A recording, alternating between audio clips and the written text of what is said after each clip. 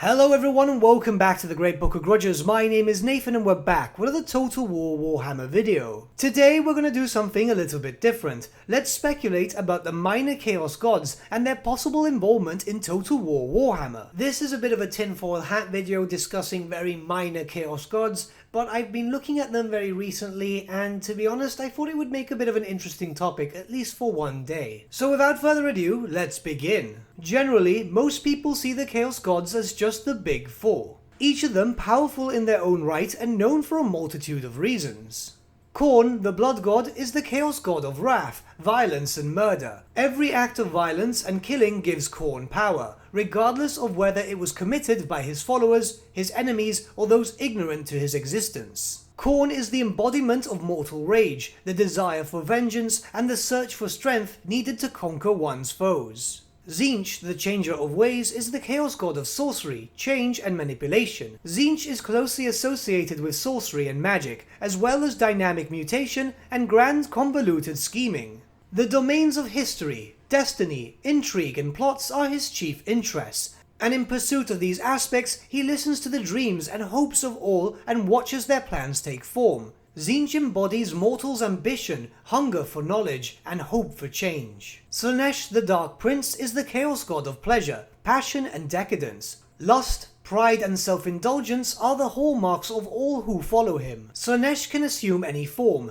male, female, hermaphrodite, or asexual, and is the embodiment of mortals' desire for pleasure, greed, lust, and indulgence in sensation. Nurgle, the Plague Lord, is the Chaos God of disease, destruction, decay, and death. Nurgle represents morbidity, disease, physical corruption, and defiance born of despair and hopelessness. Nurgle embodies the desire of mortals to elude death, and to achieve immortality, and the freedom from all pain. These are the four main Chaos Gods, and their involvement in Total War Warhammer can already be seen, more specifically at the moment when you play as Norsca, as you can raise settlements and erect shrines in the ruins in the name of your chosen Chaos God. And obviously in Total War Warhammer 3, when the Demons of Chaos get released, their influence will be much more obvious. But these are not the only Chaos Gods, indeed there are others. Most of these have not been mentioned in lore for many years, but some, interestingly enough, have started re-emerging in some way, shape or form, especially in more current content like Warhammer 40,000 or Warhammer Age of Sigmar. Now, since these gods are still somewhat canon, it is quite possible that we could see them and their servants, if they have any, to be introduced into the Total War Warhammer series, either as a minor faction, a nod here and there, or in the most unlikely case as a playable faction. Firstly, we'll look towards the renegade Chaos God known as Malal, who eventually was renamed due to a copyright issue to Malice.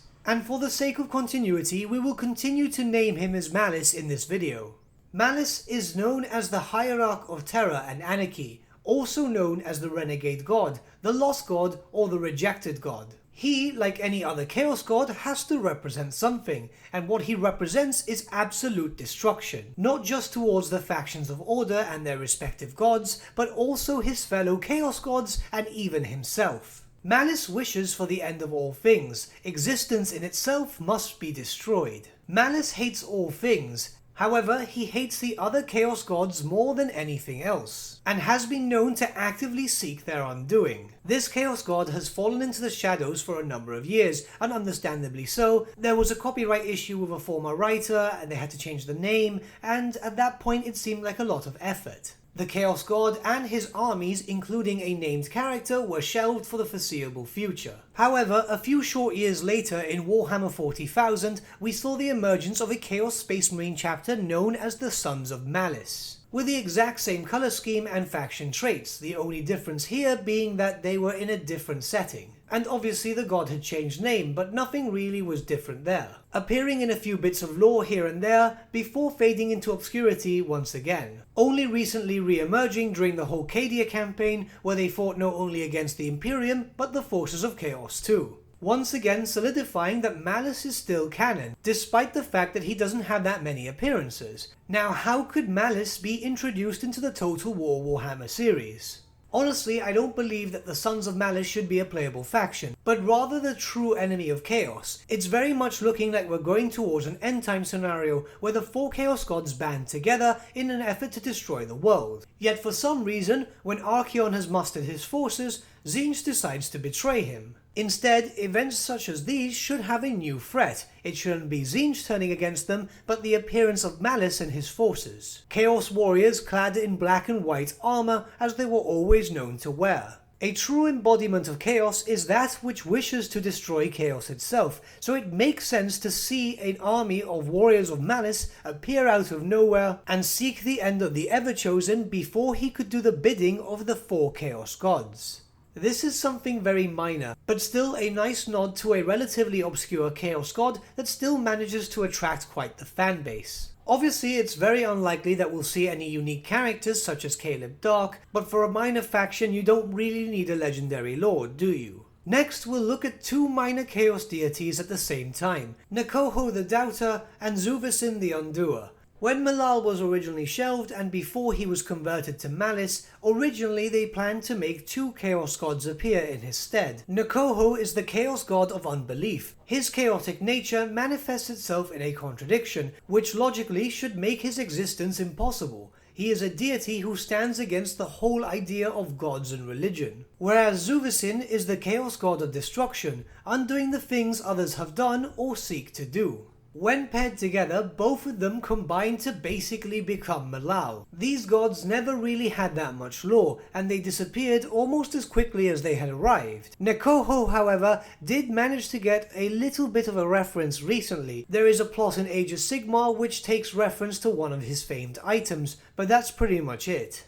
Nothing can really be said about these 2 minor deities other than the fact that should they have some sort of representation in Total War Warhammer, it would more than likely be the same as Malice. Just 2 minor factions, the Warband of the Doubter and the Warband of the Undoer. Once again, this would work as a nod to minor Chaos Gods, and it would make your Chaos playthroughs a bit more interesting if you not only had to worry about the forces of order, but also the possibility of an attack from the servants or the renegade gods. And lastly, we're going to look at 3 gods at once, the Chaos Gods of Lore.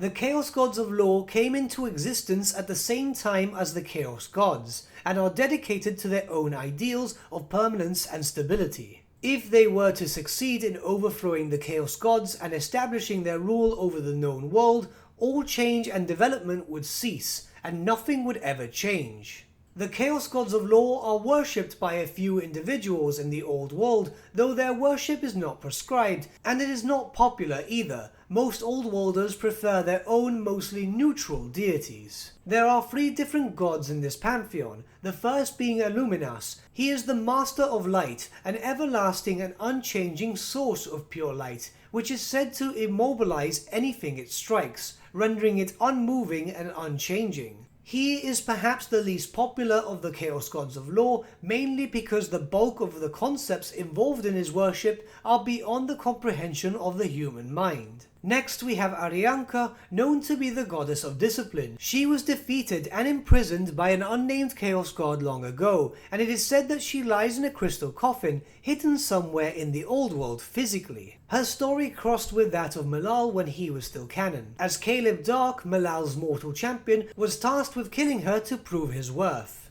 Unfortunately, this story was never finished, but it could be assumed that she might have been killed. And lastly we have Sulcan, the father of vengeance and the fist of retribution. He is a god worshipped mostly in the lands of the south. Associated with justice and vengeance, Sulcan is a harsh god who seeks to punish those who serve chaos. The faithful of Sulcan believe that the world will end when sin and corruption rise to a point that the Avenger will no longer tolerate it. If his chosen servants fail to cleanse the world of evil before his patience runs out, he will destroy the world and cast all that live into damnation. He is the most well known of the Chaos Gods of Lore, having not only appeared in the RPG series, but were also mentioned in some rather big novels such as Brona the Bounty Hunter and the Black Plague. Now obviously their position in the canon is widely debated, especially since in the end times they were claimed to never exist, but given how chaos actually works, should they be mentioned, aren't they actually canon then? I'll be very honest here, I don't know how we could get some representation from the Chaos Gods of Lore in the Total War Warhammer series, so what might be a fun idea is if we start a discussion about that in the comments below, and let's see what ideas we can bounce off each other. You've probably noticed that I've not mentioned Hashut in this video, and that's pretty much because, well, we know that the Chaos Dwarves are coming. They haven't confirmed it, but it's all but confirmed. So we'll see some representation from Hashut and his demons soon enough. But with that, what did you think about these minor chaos deities? Let me know your thoughts in the comments below and let's start a bit of a discussion. But with that, my friends, we've come to the end of our video. Thank you so much for watching. If you did enjoy the video, might I suggest giving the video a like or even subscribing to the channel, as it really does help us out. In the description section below are various different links to social media platforms such as Facebook, Instagram and Discord, where you can get in contact with the Great Book team. Also in the description section below is an affiliate link with Element Games where you could buy loads of hobby-based products, not just Warhammer, for 10 to 25% off. Making a purchase using our special link and also using our special code, both of which are in the description below, supports the channel at no extra cost to you, which we think is rather cool. A big thank you to our patrons. Your support means the world to us. Honestly, it's amazing that people want to help a small channel like us grow and get to a higher level of content. A special thank you to our patrons Gibraltar LUSC and Ryan Bertsche for subscribing to us at our Fane level. Honestly, you guys are super cool. And a big thank you to our patron Edward Hewell for subscribing to us at our King level. Mate, you're super awesome. But with that, my friends, thank you so much for watching once again, and we shall see you all again very, very soon. Have a good day.